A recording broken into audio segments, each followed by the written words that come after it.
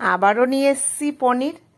আজও নিরামিষ পনির বানাবো। দারুণ স্বাদের পনির, খুব টেস্টি লাগবে খেতে, একটু অন্য স্বাদের। কিছুটা চাইনিজ ভাব আসবে এই পনিরের ভেতরে। তো বন্ধুরা, আমি কিভাবে বানাচ্ছি দেখতে থাকো সম্পূর্ণ ভিডিওটা। নমস্কার বন্ধুরা, মালতী কিচেনে তোমাদের সবাইকে স্বাগত।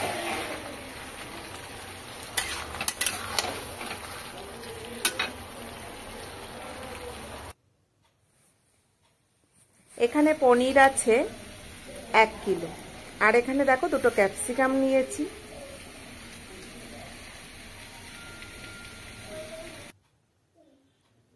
আর এখানে দেখো আমি এদিকে আদা কিছুটা গ্রেট করে নিয়েছি।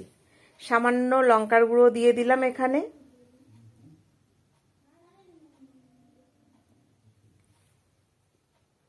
আর কিছুটা ময়দা দিয়ে দিচ্ছি। এখানে ময়দার জায়গা কর্নফ্লাওয়ার দেওয়া যায়, যেহেতু আমি পনিরটাকে একটু হালকা করে ভেজে নেব, সেই জন্য আমি একটু ময়দা দিয়ে দিয়েছি। এইদিকে কড়াইতে তেল বসিয়ে দিয়েছি।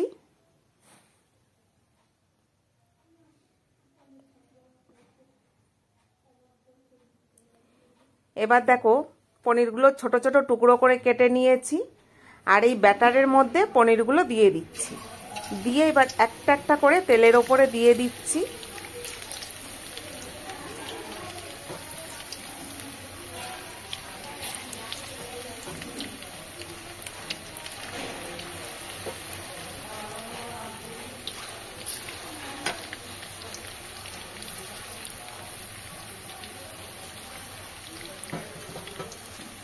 এবার একটু নেড়ে দিতে হবে, হালকা করে আলতো করে নেড়ে দিতে হবে, যাতে পনিরের টুকরোগুলো না ভেঙে যায় বা না ছেড়ে যায়।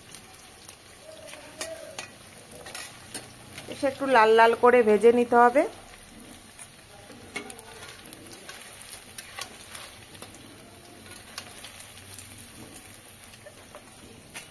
সব পনিরগুলো এখানে ভাজা হয়ে গেছে, আমি তুলে নিচ্ছি।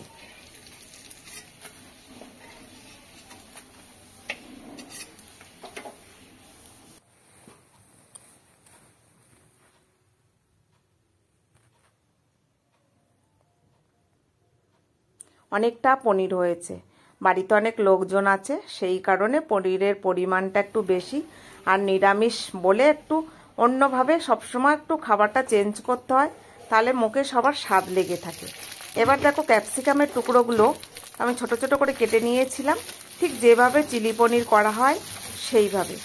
তো ক্যাপসিকামগুলো ভেজে নিতে হবে হালকা নুন দিয়ে।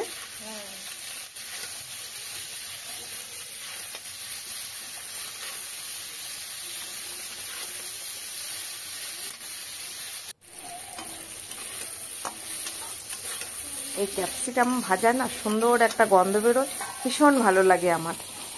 এবার ক্যাপসিকামটা ভাজা হয়ে গেছে, আমি এখানে তুলে নিচ্ছি। এবার এখানে জিরের গুঁড়ো, ধনের গুঁড়ো, লঙ্কা, হলুদ, নুন সমস্ত মশলাটা এক করে নিয়েছি। এখন একটু এই যে গ্রেট করা আদা তেলের ওপরে দিয়ে দিতে হবে।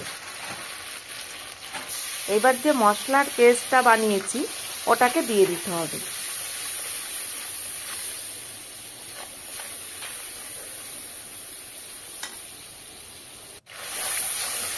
বেশ মশলাটা ভাজা ভাজা হয়ে যাওয়ার পরে এই ক্যাপসিকামের টুকরোগুলো দিয়ে দিতে হবে।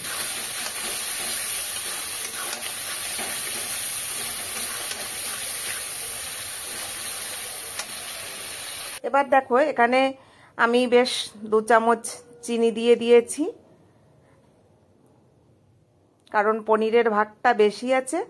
আর এখানে আমি 350 গ্রাম টক দই দিয়ে দিয়েছি।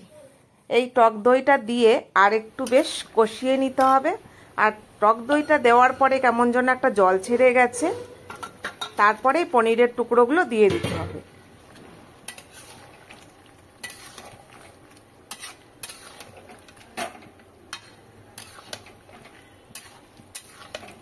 এবার এইভাবে একটু নেড়ে চেড়ে নিতে হবে।